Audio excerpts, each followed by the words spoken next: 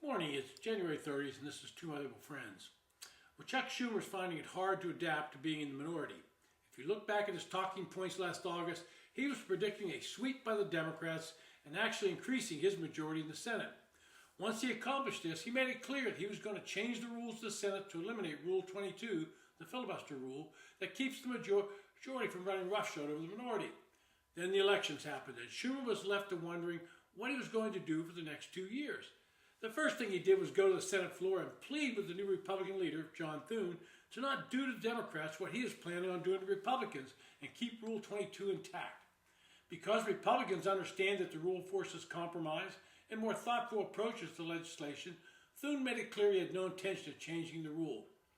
But I would suggest to Senator Schumer that he should get used to being in the minority leader, at least as the Democrats allow him to keep the job if they lose again in 2026. This week, Gary Peters, Democrat from Michigan, announced he would not seek re-election. He talked about wanting to spend more time with his family, but he also had to look at the electoral landscape where Trump won in Michigan and Republicans almost picked up the open Senate seat.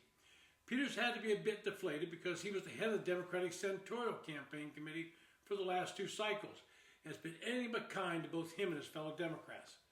This would be a hotly contested seat, and one Democrat has suggested that he might consider running for the seat. That would be outgoing Secretary of Transportation Pete Buttigieg. That would mean you'd have to change his residence since he was a small town mayor in Indiana before relocating to Washington. He points out that his husband is from Michigan. He would immediately be branded as a carpetbagger, but that has never seemed to be a problem for Democrats. Remember, Hillary Clinton suddenly became a resident of New York. But the bigger problem for Mr. Buttigieg might be some of his actions while serving as Secretary of Transportation. In Michigan, they build cars. Mr. Buttigieg has not been a cheerleader for cars and has suggested we should be driving less. He has tirelessly promoted a transition away from Michigan-built automobiles to EVs. Regular gas-powered cars are profitable and the source of high-paying jobs for many auto workers in Michigan. Not sure they would want to send someone to Washington that believes they should eventually be put out of a job. Democrats would also be casting a worried eye to the Peach State. It would normally be a toss-up state, but with the national mood leaning a bit more conservative, Jon Ossoff might be in trouble. Governor Brian Kemp has been elected statewide twice, and now that he's patched things up with President Trump, he would be a formidable foe should he opt to jump in the Senate race. In a poll conducted by WPA Intelligence, a polling company, they found Kemp leading Ossoff in a hypothetical matchup. That same poll shows Kemp with 58% favorable rating among voters, with Ossoff at 45%. Now, Republicans also have some seats that will be contested. In Maine, Susan Collins would be the favorite should she opt to keep running. In North Carolina, Thom Tillis would certainly get a challenge, but my guess he would win in a close race, which seems to be the way North Carolina Senate races are these days. And that takes us back to Chuck Schumer. He's had to adjust to being in the minority, and with the field looking bleak for him in 2026, it would be difficult for him to regain a majority. If the Republicans were to hold a majority in 26, I would suspect some other Democrats would start looking at retirement. It would mean a Republican majority for some period of time. Why this is important is simple. The Senate is where nominees for cabinet and court positions go for confirmation. And I believe there's a good chance that Clarence Thomas will retire from the court after the next session, giving Trump yet another nominee. That would be 4 for him during his 2 terms. Democrats will go into complete disarray and screaming and yelling about this. But let's assume that a Democrat will win the White House in 2028. If the Republicans had a majority in the Senate, it would be very interesting watching confirmation hearings.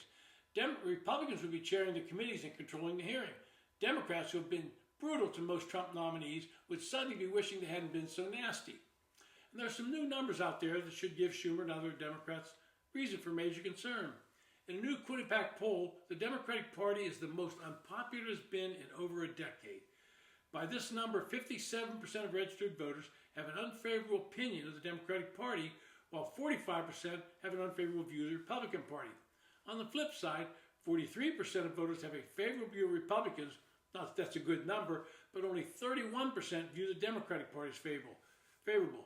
That is the largest difference since 2008. So here's the truth. Schumer's been the leader because he's been a prolific fundraiser from wealthy donors. He has contributed that money to his colleagues to help with their re-election campaigns. But these days, the recruits he has supported have consistently failed, even when they had more money. Schumer himself cannot help himself as he blathers on with false statements. After the shellacking of Democrats took in November, he stated, quote, I've always worked in a bipartisan way, and so that serves us well, and I believe will continue to be very effective. Who is he kidding? He has not worked in a bipartisan. This is from the man who wanted to eliminate the filibuster rule so he could trample Republicans to pass a very progressive agenda. It's a good thing the voters said no. This has been To My Liberal Friends. Thanks for listening. If you enjoy the podcast, I would recommend heading over to YouTube, look for John Haddo, and subscribe there.